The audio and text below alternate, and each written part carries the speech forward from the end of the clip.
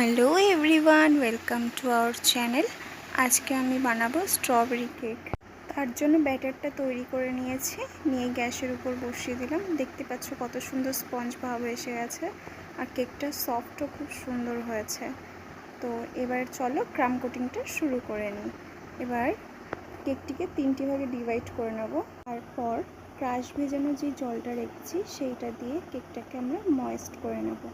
Moist করে তার উপর ক্রিম লাগিয়ে নেব, নিয়ে তারপর ক্রাশটা দিয়ে দেব। এইভাবে 3টি লেয়ার পর পর দিয়ে দেব।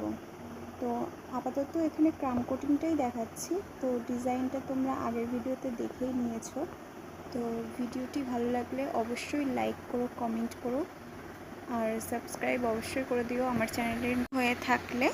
আর কেকের ডিজাইনটা কেমন হয়েছে জানাতে ভুলো না কিন্তু। Thank you for watching. Har Har Mahadev.